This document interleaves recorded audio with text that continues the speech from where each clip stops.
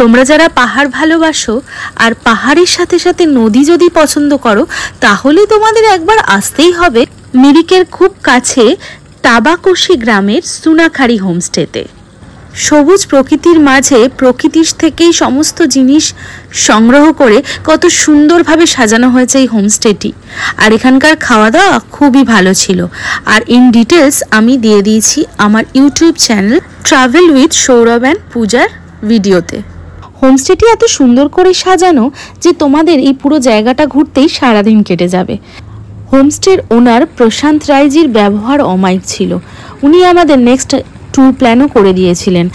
যারা শহরের কোলাহলের থেকে নির্জনতা বেশি ভালোবাসো তাদের জন্য পারফেক্ট ডেস্টিনেশন হতে পারে এই তাবাকোশি। আর তাবাকোশির এই সুনাখারি হোমস্টের অসাধারণ আতিথেয়তায় আমরা মুগ্ধ হয়ে গিয়েছিলাম। বিকেল হতে না হতেই একটু বেরিয়ে পড়েছিলাম চারিদিকটা একটু ঘুরে দেখব বলে। আর গ্রামটা নিজেই এত সুন্দর যে তোমরা দেখলেই বুঝতে পারবে। আর জানো তো এখান দিয়ে যে নদীটা বয়ে চলেছে এটা হচ্ছে রংভং নদী। এই নদীর ধারে আমরা বেশ কিছুক্ষণ টাইম কাটিয়েছি। আর তোমরাও দেখো যে কত সুন্দর জায়গাটা।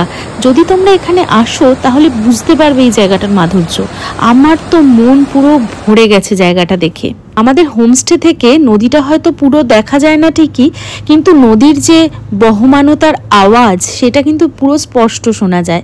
আর রাত্রিবেলা মনে হচ্ছিল যেন সত্যি আমরা নদীর ধারেই আছি একদম। আমি তো বলবো জায়গাটা অবশ্যই সবার একবার করে ভিজিট করা দরকার। জায়গাটা কিন্তু এখনো সেইভাবে জনপ্রিয় হয়ে ওঠেনি। আমরা সবাই যদি একটু যাতায়াত করি এখানকার মানুষগুলো একটু তাদের জীবিকা নির্বাহ করতে পারে। কারণ পাহাড়ের এই দুর্গম জায়গায় অনেক বেশি কিছু আশা করা যায় না, যেটুকু পাওয়া যায় সেটা অনেক। বেশ কিছুক্ষণ আমরা এখানে কাটিয়েছিলাম। তারপরে মনে হচ্ছিল দূর আর একটা দিন থেকে গেলে বোধহয় ভালো হতো। একটা সত্যি কথা তোমাদের সাথে আজকে শেয়ার করব, সেটা হলো যে শহরে তো কোলাহলের মধ্যেই থাকি, তাই জন্য পাহাড়ে গেলে মনে হয় যে অফবিট ডেস্টিনেশনগুলো ভালো। সেখানে গেলে প্রকৃতির যে নির্জনতা তার সম্পূর্ণ রূপ আমরা উপভোগ করতে পারি। তাই জন্যই আমি বারবার ছুটে যাই পাহাড়ের বিভিন্ন অফবিট ডেস্টিনেশনে, আর সেই সব তুলে ধরি তোমাদের সামনে।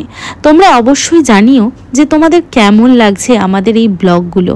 ভালো লাগলে অবশ্যই আমার পেজটা লাইক আর ফলো করে দিও। আর এই জায়গার রুম রেন্ট সম্পর্কে বিস্তারিত তথ্য কিন্তু আমার YouTube channel travel with Sourav and পূজায় দেয়া আছে, যার লিঙ্ক আমি এর কমেন্ট বক্সে দিয়ে দেবো। জীবনের জটিলতা থেকে দূরে গিয়ে কয়েকটা দিন এই প্রকৃতির মাঝে নিজেকে বিলিয়ে দেওয়ার আনন্দ যে কতটা, যে প্রকৃতিপ্রেমী সেই জানে।